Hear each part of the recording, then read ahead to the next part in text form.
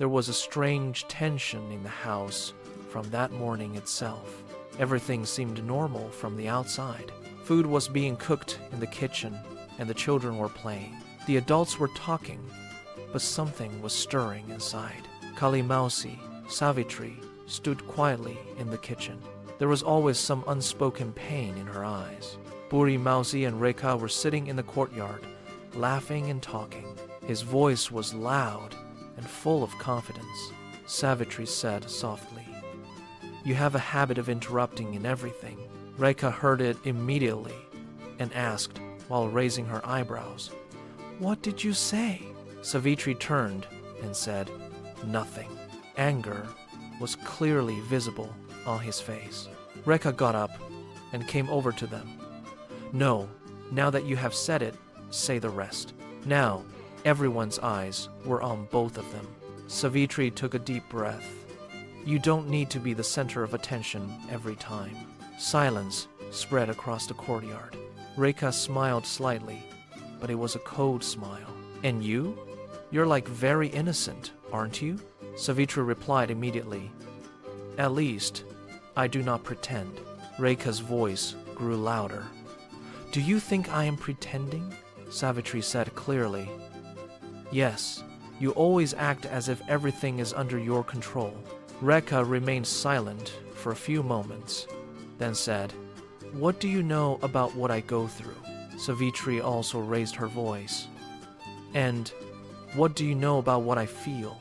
The debate had now fully begun. Rekha said, "You always keep yourself apart. You never speak openly to anyone, and then you blame others." Savitri said, "Because every time I speak, you interrupt.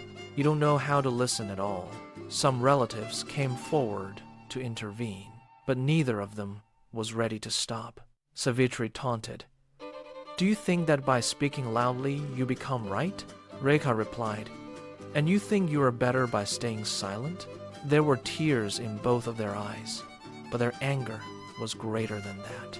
Suddenly, her elder sister intervened. His voice was stern. "Stop it, both of you! This is a house, not a playground." Everything went quiet for a few moments. Savitri and Rekha kept looking at each other. Behind his languor was some pain, which was now becoming a little clearer. Rekha said softly, "Perhaps we should talk, not fight." Savitri lowered her eyes. "Yes, perhaps."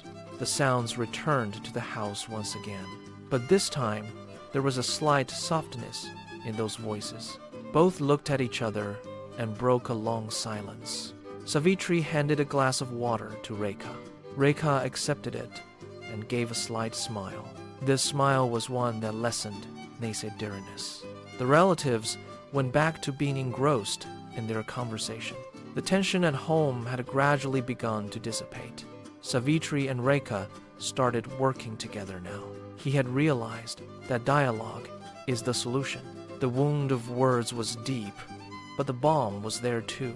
His elder sister heaved a sigh of relief. The afternoon sun had spread across the courtyard. Everything had returned to normal as it was before. But today, they understood each other better. The bond of relationships started to strengthen once again. An atmosphere of peace and love returned to the house. As the day faded, the bitterness completely vanished. They both were now moving forward with a new understanding.